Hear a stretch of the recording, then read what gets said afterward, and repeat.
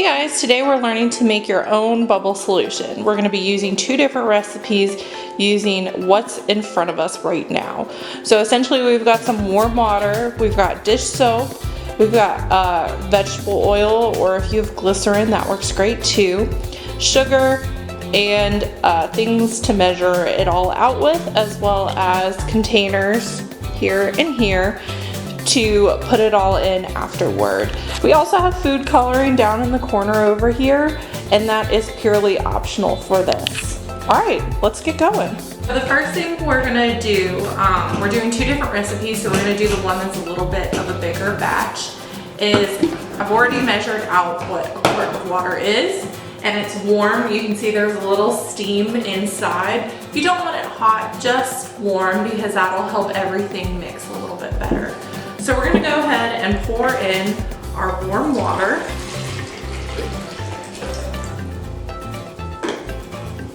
Beautiful. And then the next thing we want is a 1/4 cup of dish soap. Any kind of dish soap works. Dawn is a really great one. I know a lot of people love Dawn dish soap for these kinds of things, but really, brand is not important. Dish soap is dish soap. And we just want a 1/4 cup, which we've got. And we're gonna go ahead and pour this in there as well.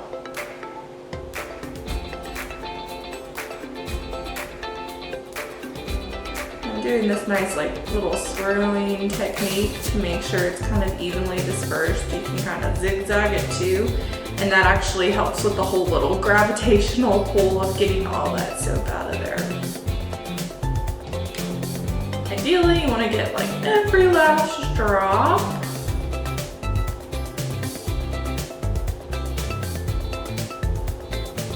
There's still a little stream going. I'm just going to put this upside down on it right now. And then our last step is you just need a couple drops of either glycerin or vegetable oil.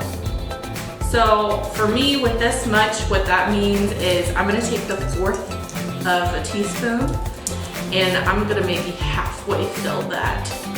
So it's more like 1/8.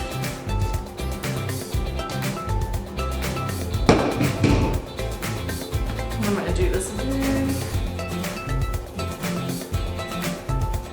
gently. Usually I would have a smaller container, but this is the container I have right now. Perfect. So it's not even a full 1/4 a teaspoon. I'm just gonna go ahead and drip this in there.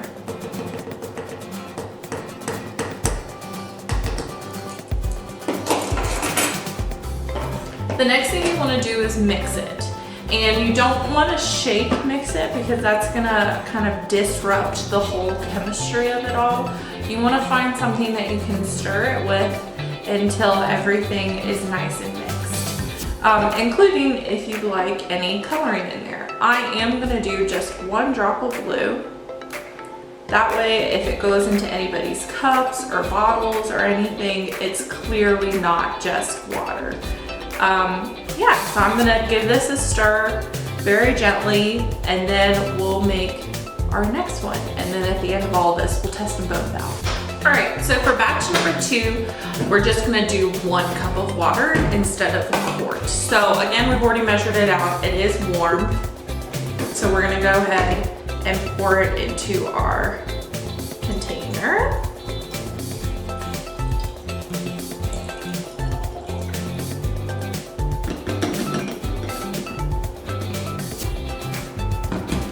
And this time, it's gonna do more dish soap. So we're doubling up on our dish soap, which means a 1/2 cup. So we're just gonna go ahead and squeeze this in here. All right, that's a 1/2 cup.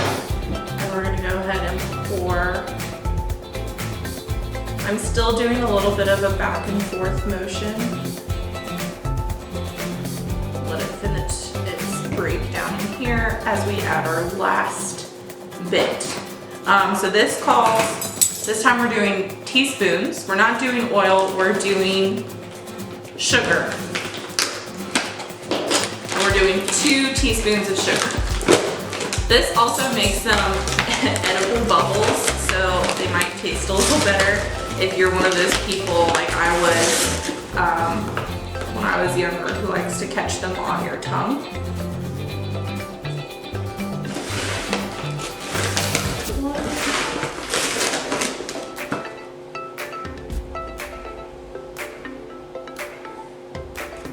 And swirling in there. That way. And then again, you just want to gently stir. This doesn't have like a lid we can close and shake anyway. But whenever you're making bubble solution, you never really want to shake it.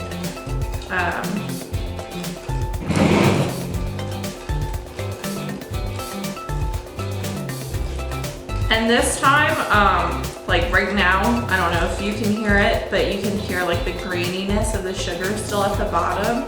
This is also why we do warm water. It really helps break down that sugar a little bit faster than cold water would.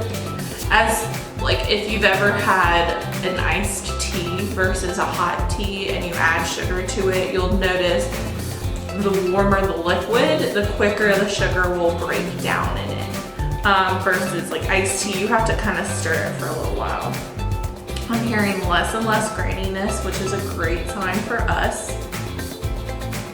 And then this one, I'm gonna add a little coloring to it as well. I'm gonna do 1 drop blue. And I'm gonna do 1 drop red.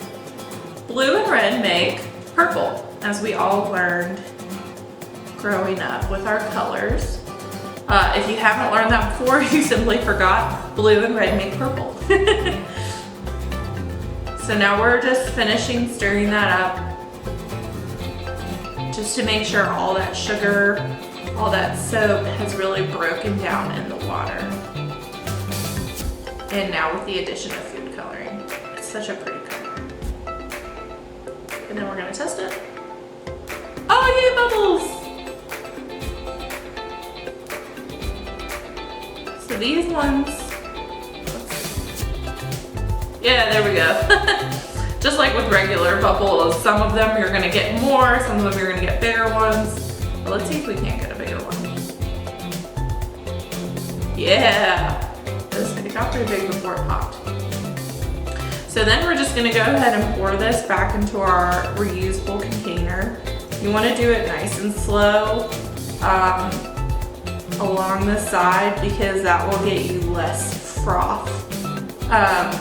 Which I don't know if you've ever realized, when you're blowing bubbles, the more froth you get, the less nice the bubble solution is. So you start getting fewer and fewer good bubbles out of it. But this is gonna be just perfect. No, just a little too much.